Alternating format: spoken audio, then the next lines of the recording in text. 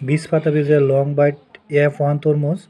তরমুজের চাষ কীভাবে করতে হয় এই জন্য তরমুজের চাষ করবো, এই জন্য বাজার থেকে তরমুজের বিচি আনছি। এই যে দেখেন, আমরা দেখানোর সুবিধাটা আগেই কেটে রাখছিলাম। এখন এটা আমরা এই যে কৌটা, এটার মধ্যে আমরা কতক্ষণ ঘন্টাখানিক রোদ দিব। এখানে এটা বার করো, এটা ভিতরে বার করো, এটা ডালো। যে আমার বাগনি ডালতেছে বা অঙ্কুরোদ্গমের জন্য, ভালো করে জন্য এটা আমরা রেডি আস্তে আস্তে আস্তে আস্তে, নষ্ট না রোদ্রে ঘন্টাখানেক শুকিয়ে রাখবো আমরা। কয়টা দেখো না গুনো না? পাঁচটা না, ছয়টা। এখন আমরা এটা কই দেম, রোদ্রের মধ্যে দেন। হ্যাঁ ধরো, যাও এদিক দিয়ে, যে দিতে পারো, এদিক দিয়ে পারো।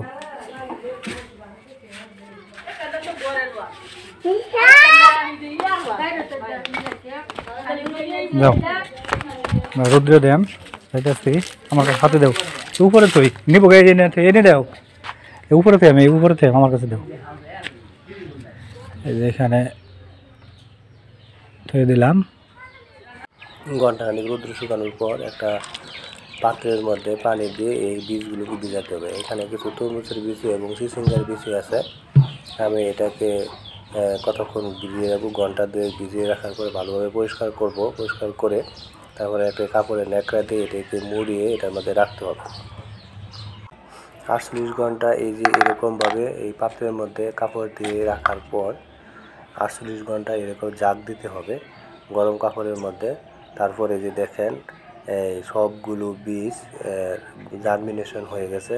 চিচিঙ্গার বিচিগুলো যেহেতু বড় বিচি, এই জন্য এটা জার্মিনেশন হতে সময় লাগে। শশার বিচি কিন্তু বেশ সবগুলোই জার্মিনেশন হয়ে গেছে।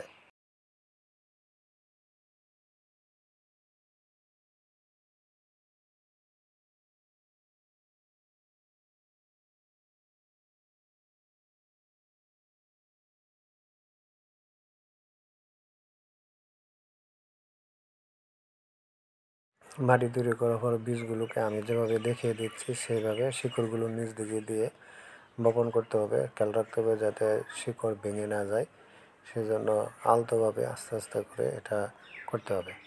এই যে দেখেন আমার তরমুজ গাছের চারা মাশাআল্লাহ অনেক বড় হয়ে গেছে গা।